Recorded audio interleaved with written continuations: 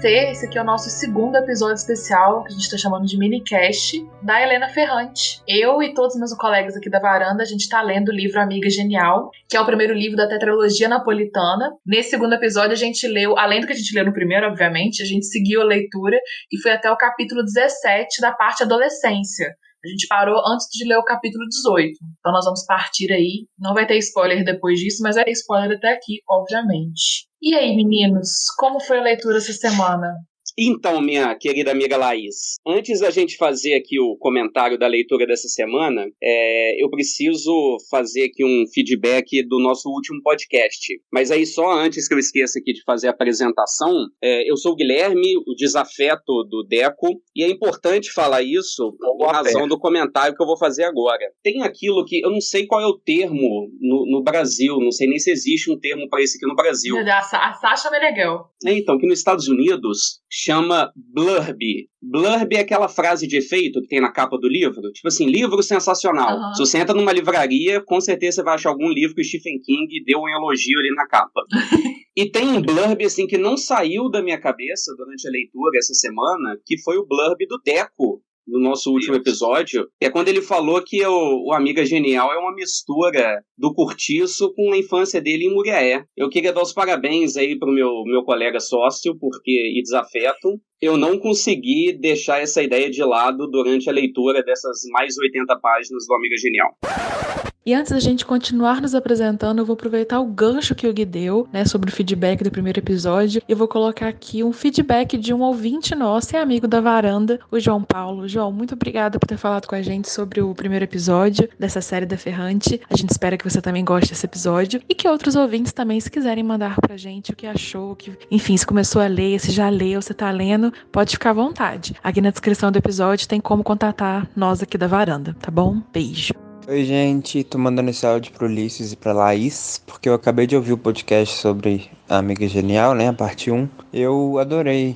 Nossa, foi muito bom, sim, porque eu li os 4 livros, esse ano, e eu não lembrava de várias coisas, assim, de como que essa primeira parte é muito importante. E foi muito bom ver vocês sem saberem, assim, o que vai acontecer, e eu já sabendo, assim, vendo vocês falando de algumas coisas que vocês já repararam logo no começo, assim, que eu, por exemplo, não tinha reparado em algumas coisas que vão voltar lá no 4º livro, que vão ser muito importantes. A Laís já tá no 3º livro, ela já deve estar doida, porque a gente fica doido. Teve uma coisa que o Ulisses falou, de que o livro começa com elas idosas, e depois volta para a infância. E que nessa hora o Ulisses falou que ficou muito animado, ficou até meio emocionado, sim, porque ele percebeu que vai ser uma história de uma vida inteira. E eu também fui muito isso, sim. Os 4 livros, eles entregam isso, sabe? É muito bom ver uma vida inteira, uma história de uma vida inteira. É muito, muito bonito também. Então, foi muito gostoso conversar com vocês, Ouvir vocês falando, mas me senti parte da conversa. E já quero os outros episódios. Beijos. Então, meu caro amigo Guilherme. Esse é o Deco, gente. A Laís me apresentou. Obrigado, Laís, pela bela interrupção, como sempre. Normal. A Laís pode, o que ela quiser. Ela é a senhora do destino, é a senhora do podcast. Ela é a dona da bola. Como a Laís já disse, eu sou o Deco Porteira e eu tenho que falar que o livro está crescendo em mim, tá? Mudou muito a leitura. Eu acho que eu tô começando a entender esse amor que as pessoas têm pela literatura não fantástica, fantasiosa. Posso dizer assim? Alguém pode corrigir? Pode.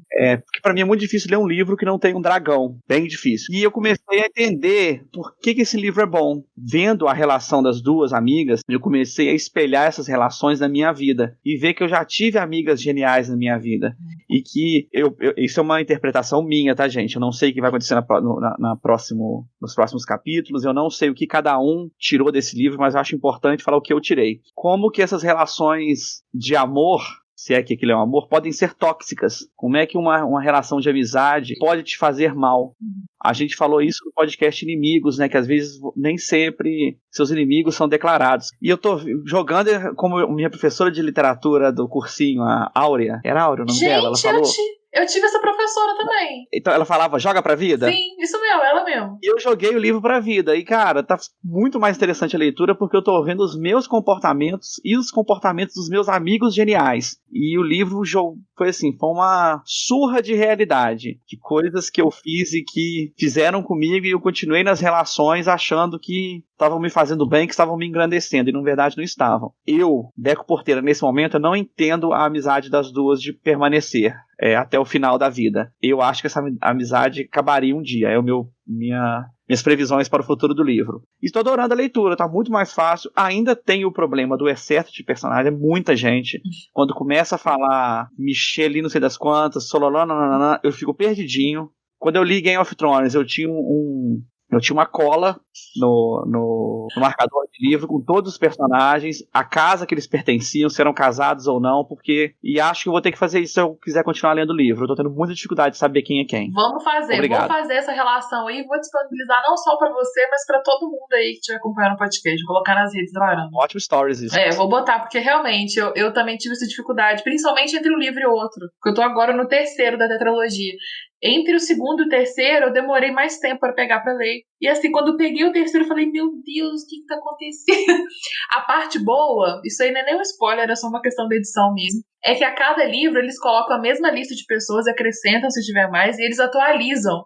No primeiro livro é a filha do verdureiro. Aí vamos supor, isso não é verdade, tá, gente? Vamos supor que no livro 1, a filha do verdureiro é assassinada. Aí vai pro segundo livro, fulana de tal, filha do verdureiro assassinada de tal forma. Então eles vão atualizando à medida dos livros, né? Eu acho isso bem legal. E essa quarta voz que vocês estão ouvindo ainda, que nos apresentou é Ulisses, ou por favor, se apresente, fale aí do que você achou dessas 80 páginas que você leu nessa última semana. Oi, gente, eu sou Ulisses e eu vou ler um trecho do livro, porque quando eu li esse trecho, eu me conectei aqui em outros níveis com essas personagens. Ele está na página 121. Respondi de boa vontade. Era a primeira vez que alguém me indagava sobre minha amizade com ela. E falei sobre isso durante todo o trajeto, com grande entusiasmo. Foi também a primeira vez que senti como, precisando buscar palavras para um tema sobre o qual eu não dispunha de palavras prontas, eu tendia a reduzir a relação entre mim e Lila a afirmações destoantes e de positividade exclamativa. E eu achei isso tão legal porque o que a gente está vendo aqui durante esse livro é a Lenú tentando colocar em palavras o que acontece, né, no mundo dela, que se entrelaça com o mundo da Lila. E ela tem aqui, nesse momento do livro, né, que é lá no capítulo 11, uma percepção de que a relação que ela tem com a Lila depende dela, ou seja, do olhar que ela lança para aquilo. Então ela começa a prestar atenção não na Lila, mas no olhar que ela direciona a Lila. E eu achei essa virada do livro muito legal, porque ela começa a sacar não só a coisa entre as duas meninas, mas como as pessoas olham, cada um se olha quando os meninos entram na jogada, enfim. Eu achei muito precioso esse trecho. Eu estou amando essa parte da adolescência. Eu confesso que eu gostei mais da infância, entrei aqui na adolescência e tudo, mas eu estou gostando muito também. Estou muito capturado pela leitura e achei que o texto, eu estou muito mais pego pelo texto do que pela história. Eu estou achando que tem umas coisas muito, muito bonitas escritas, sabe? Reflexões sobre a vida, sobre as amizades. Então, eu estou bem captado pelo texto. Uhum. Eu, assim, da minha parte, nós lemos agora umas 80 páginas, não é essa primeira parte da adolescência, a história dos sapatos. Está sendo muito bacana essa leitura conjunta, todos nós aqui, porque, nossa, eu tive a impressão contrária da apresentada por vocês até agora. Eu não estou gostando dessa primeira parte da adolescência. E aí que engraçado, né? Enquanto o Deco disse que está entendendo o porquê dessa fama toda da Ferrante, eu me peguei nessa primeira parte da adolescência me perguntando o contrário. Eu falei assim, nossa, mas aonde está a fama da Ferrante? Porque a parte da infância eu gostei, achei muito promissora, mas até agora essa parte inicial da adolescência, eu achei, se vocês me permitirem falar isso, chato até aqui. Achei chato até aqui.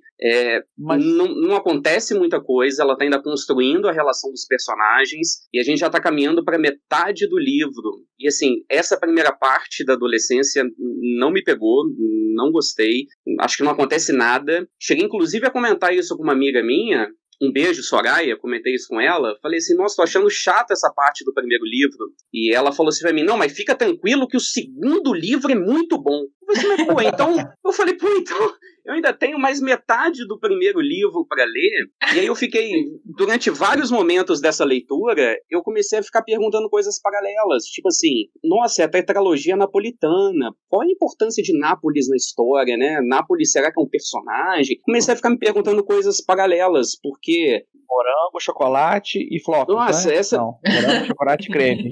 Essa primeira parte... O Guilherme tá assim, porra, tá chato, não acontece nada. Eu só tenho uma frase pra isso. Guilherme Denil Deco. Pode ser. Tá chato, não acontece nada. Cadê os dragão? Posso defender a Nelinha quando você acabar, Guilherme? Posso defender? Olha que plot twist, né? Eu e o Deco mudando aí de figuras. Provando que o ódio e o amor andam realmente de mãos dadas. E assim, e aí pra dar andamento aí no podcast, na nossa conversa, eu acho a narradora insuportável. Nossa Senhora, a Lenor, a Helena, muito chata. Nós vimos aí 80 páginas dela falando as peripécias acadêmicas dela, a construção dos personagens indo adiante, né? E aí o ponto-chave pra mim, o Ulisses leu aí uma passagem dessas 80 páginas. Para mim, a passagem é quando ela fala que a Lila é má, ou malvada, não sei qual é o termo que ela utiliza. Ali foi um ponto marcante para mim. Posso defender a Lenoca agora? Eu, Deco Porteira? Caraca, o mundo realmente dá voltas.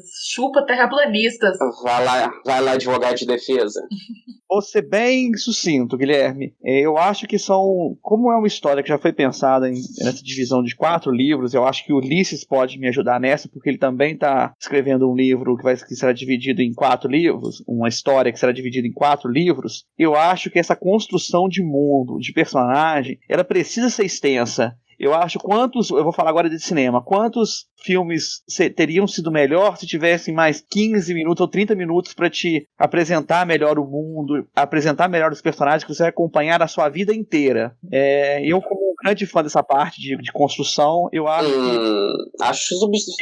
É subjetivo, né? Eu posso falar o oposto também, né? Mas eu não pedi sua opinião, né? Quantos filmes não seriam melhores com 30 minutos a menos? Mas aí na sua vez você pode falar isso, vamos tentar assim? Vamos. Cada um levanta a mãozinha. Amando essa tensão, No último podcast, quando a gente foi pensando o que aconteceu nesse episódio do The Last of Us que a gente não estava presente. Esses dois voltaram assim, sabe? Se amando. Só concordou, né, Guilherme? Quando a gente divulgou na nossa rede social, no Instagram, que faríamos essa série especial da Ferrante, a Isa até comentou, né, uma amiga da varanda, amiga nossa também, beijo pra Isa, que ela falou assim, mal posso esperar pra ver vocês discutindo napolitano. E os atores, Isa, estamos entregando já a discussão. Infelizmente a gravação não tá sendo ao vivo pra ver os dois se bicando. Mas assim, gente, eu repito, eu tô achando um livro melhor. Eu ainda não acho que é um livro que eu compraria, se não fosse ler com vocês, eu não estaria lendo. Eu não tô também, né? Uhum. Mas eu acho, Guilherme, às vezes você nunca teve uma amiga genial na sua vida. Abre um edital pro Deco se inscrever, Guilherme. Uma coisa que eu fiquei me questionando, porque esse livro já tem uma série da HBO, né? Eu não vi ainda os episódios. Tá na segunda temporada. Eu acho que tá na segunda temporada. É uma série italiana e passa na HBO, com a produção da HBO.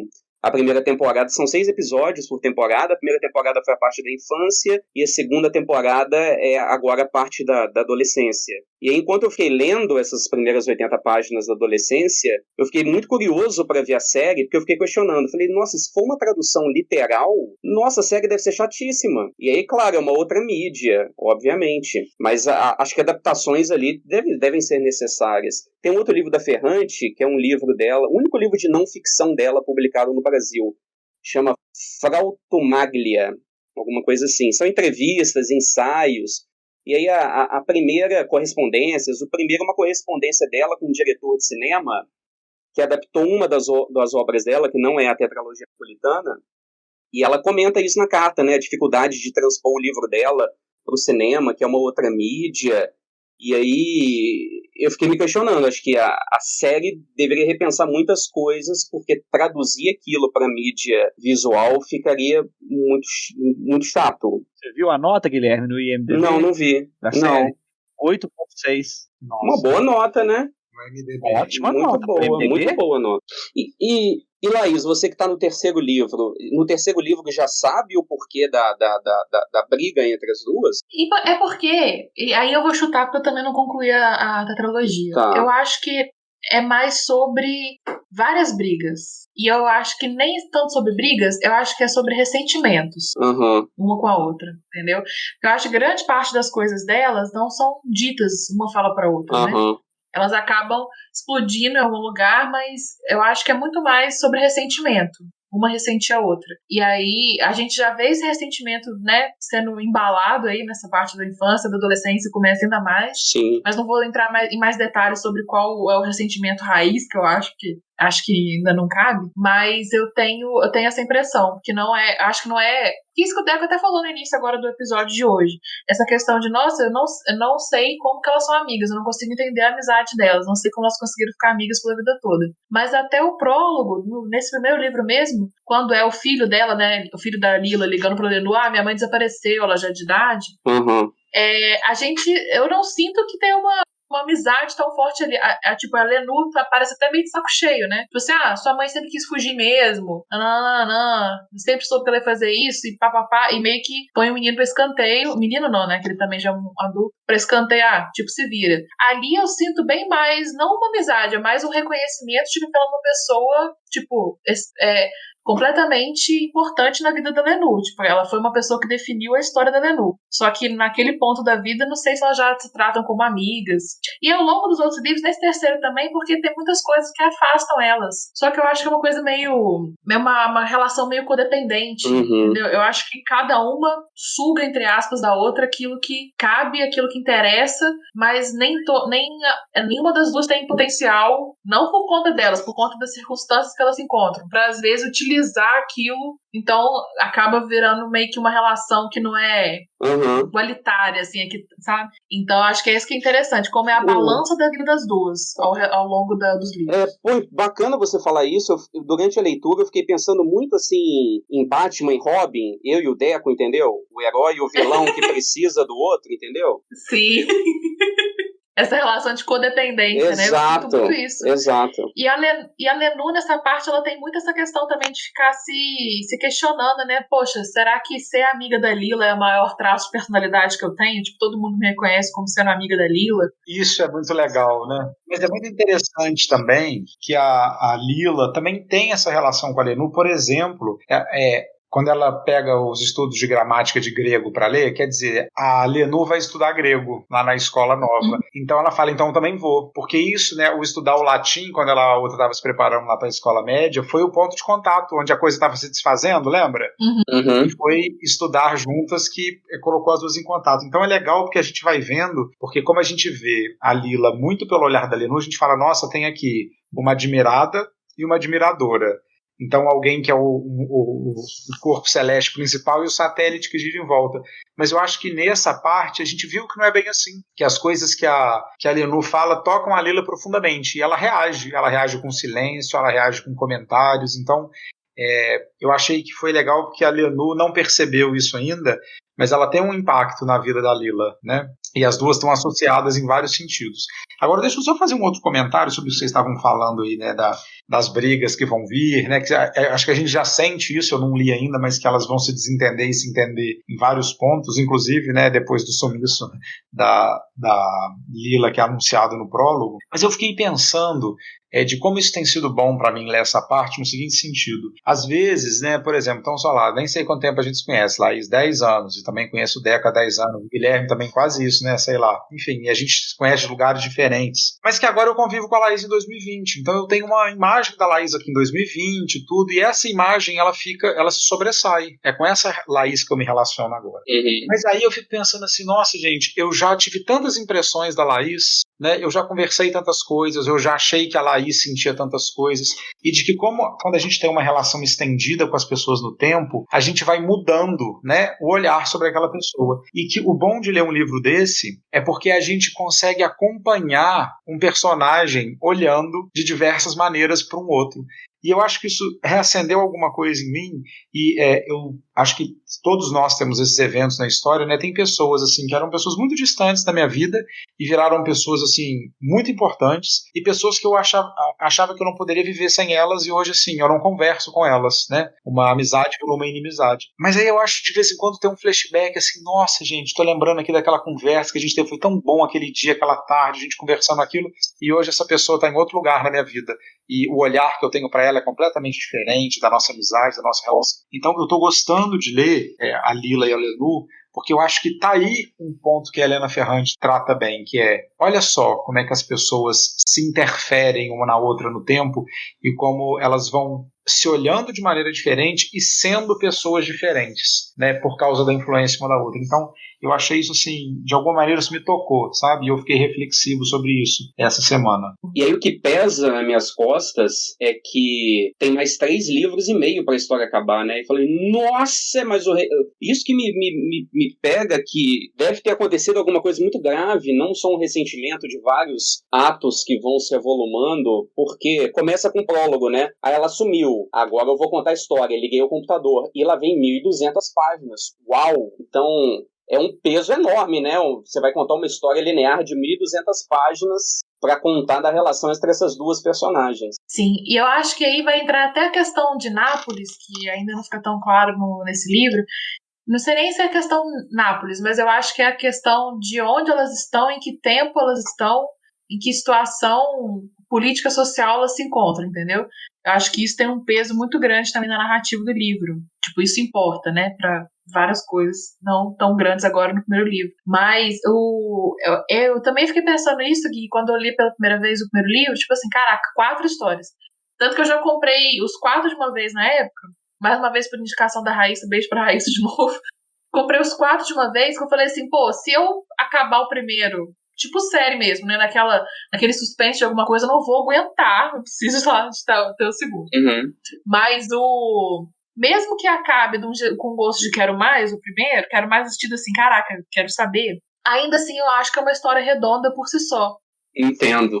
Mas uma coisa que eu gostaria muito, e aí se eu fosse o editor da Ferrante, nossa, suspendam tudo, hein? Suspendam tudo, hein? Mas assim, durante a leitura eu fiquei pensando, se eu fosse editor, eu ia apresentar uma proposta da história não ser contada de forma linear. Vocês pensaram nisso? Vocês acham que poderiam ficar mais interessante? Eu sinto eu sinto falta assim de umas pequenas pílulas da relação delas no futuro, para aí sim me dar um gostinho de querer ir entendendo a relação. Eu sinto muita falta disso.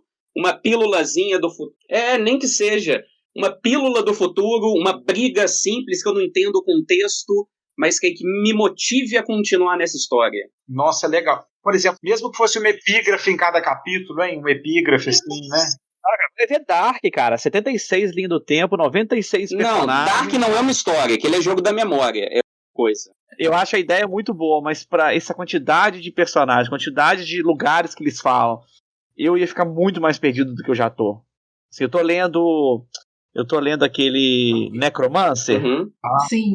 Cara, ele é um livro complexo também. Então, assim, tem hora que eu paro e falo, não entendi nada. Aí eu volto umas páginas, sabe? Não sei se eu conseguiria estar lendo o livro A Amiga Genial se ele fosse um livro mais complicado, sabe? Que eu acho que já seria uma barreira muito grande pro meu interesse, sabe? Mesmo com o podcast. Sim, eu gostei muito dessa sugestão do Gui, mas eu acho que se tivesse coisas do futuro, já iria entregar muita coisa que vai acontecer ainda.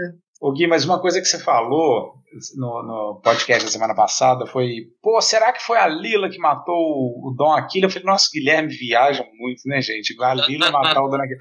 Mas aí, nessa vez da leitura, quando ela pega e põe lá não esqueci o nome do negócio, do estilete lá, no pescoço do moço, e sai até o sangue. Será que a Lila matou o Dom Aquile? Essa menina não é qualquer coisa, não. É igual a parte. Tem uma coisa muito legal também, que eu acho que isso tem muito nas relações dos nossos amigos, né, gente? Quando a gente é criança e adolescente, que é aquela parte que a Lenu mostra os peitos pro menino. Vocês lembram dessa parte? Fiquei bem chocado. De que eu fiquei bem chocado. Assim, o que ela pensa ali, assim, isso é o que a Lila faria. E de quantas vezes a nossa decisão ética diante de alguma coisa tem a marca do nosso amigo, do nosso mentor, da pessoa que a gente está se relacionando naquele momento, né? Então é muito legal ver como as meninas se contaminam, né? Da personalidade uma da outra.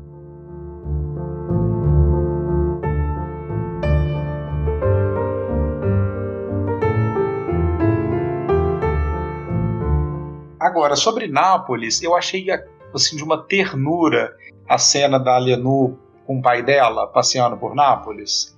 Ela olhando pro pai dela, o pai dela cumprimentando as pessoas, ela vendo toda aquela cidade que não é o nicho pobre que ela mora, né? E ela vendo, assim, aquela coisa, eu fiquei muito enternecido por essa parte, assim, achei muito, muito linda, assim, a gente vê a personagem também num momento que não está referenciado a Lila e esse grupo de amigos. Você não acha um pouco triste, não, Ulisses? Que ela fala uma frase assim: foi a única vez que meu pai me deu atenção, o único dia que ele me deu atenção exclusiva, sabe? Olha, numa relação pai e filho, toda a sua memória, você ter um dia em que você teve um momento seu e do seu pai, sabe?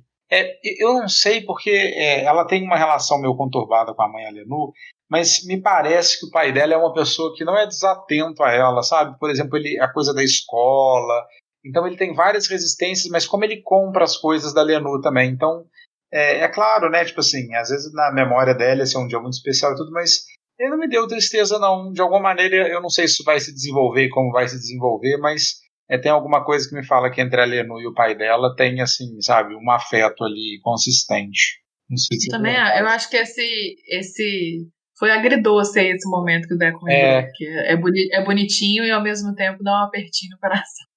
Mas o Ulisses falou uma outra coisa também que é interessante, é uma das poucas partes do livro em que ela trata de coisas que não fazem parte da relação dela com a amiga, né?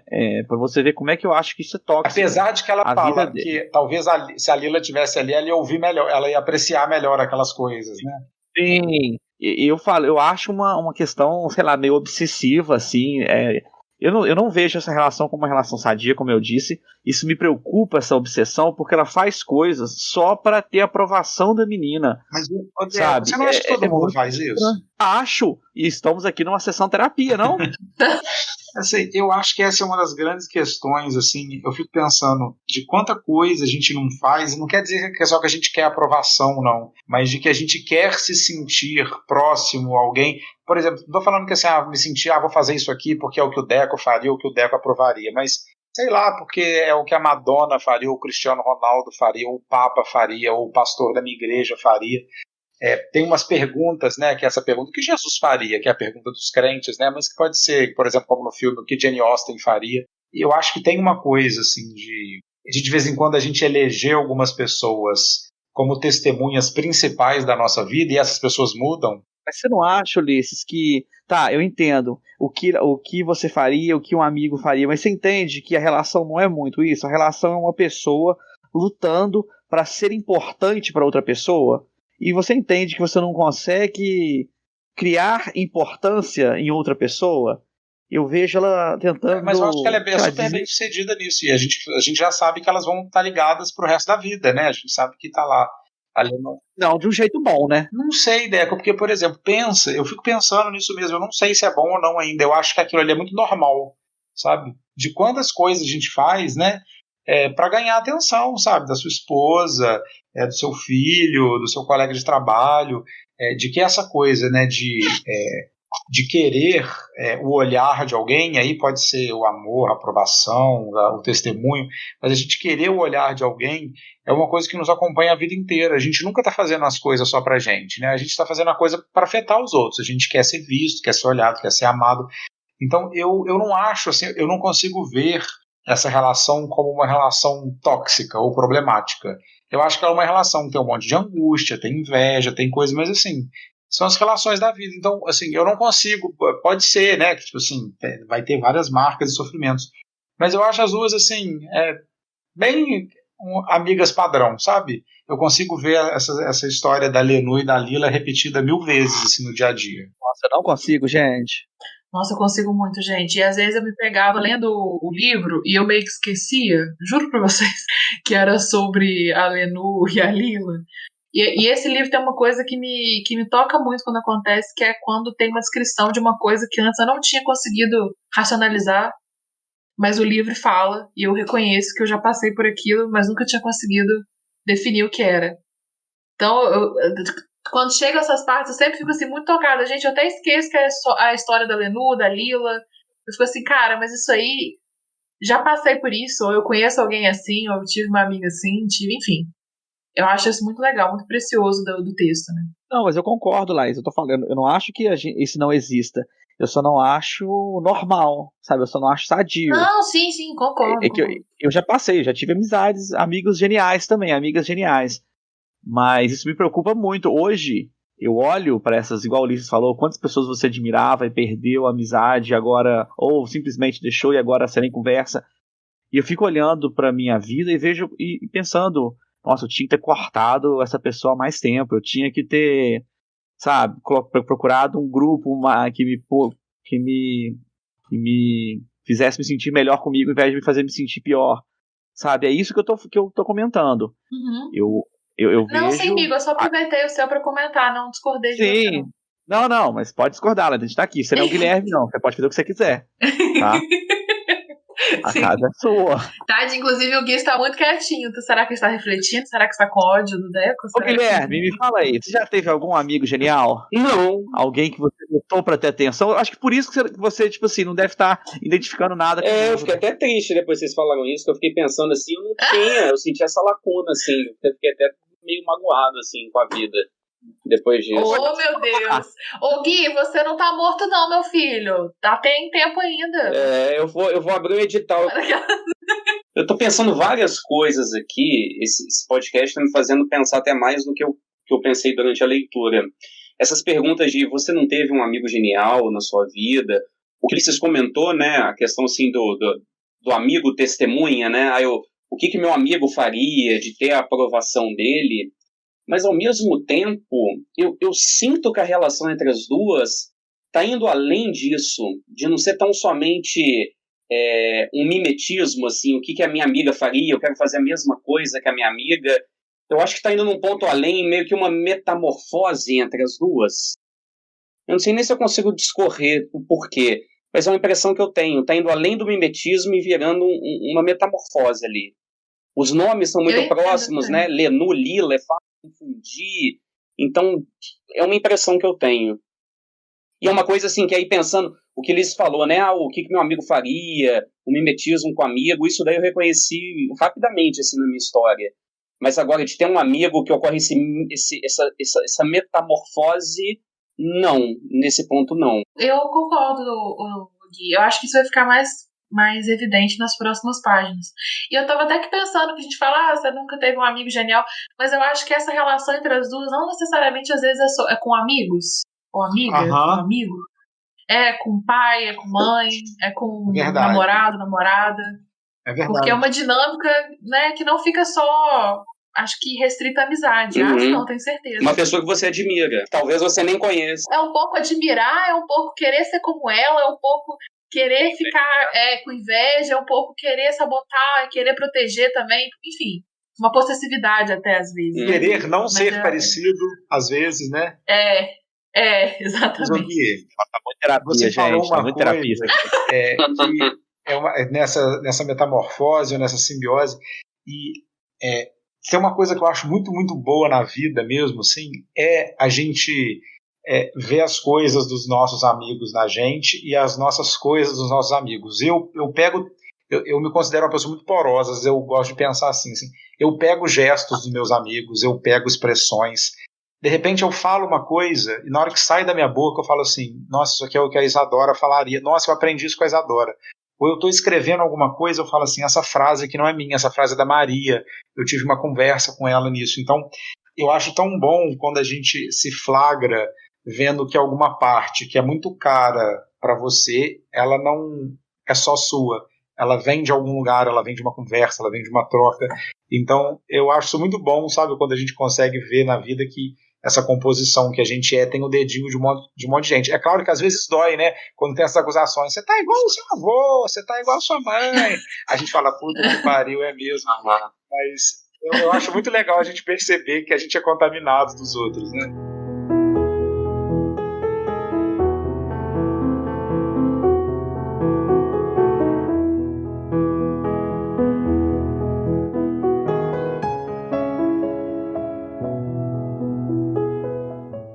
quero fazer uma acusação também, uma denúncia. Use, denuncie.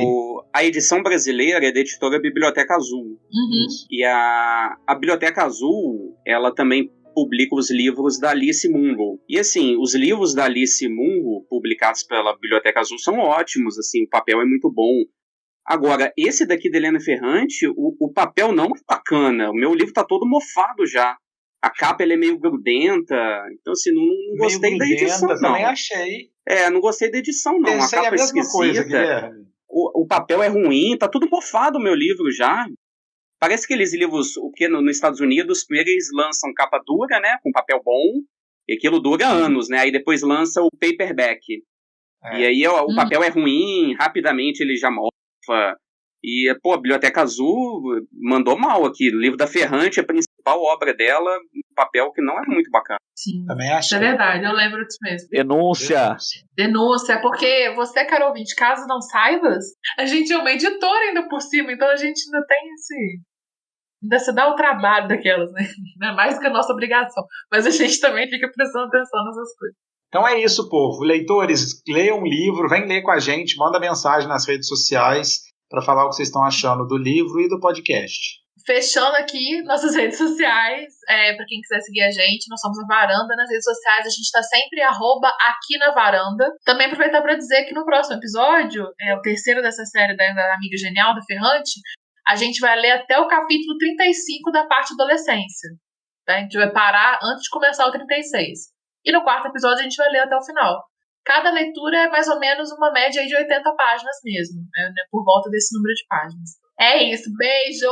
Ah, não, vamos não, gente. Vamos falar mais. Deve estar dando uma terapia gratuita. Só críticas. Beijos, então. Até semana que vem. Beijo. Valeu.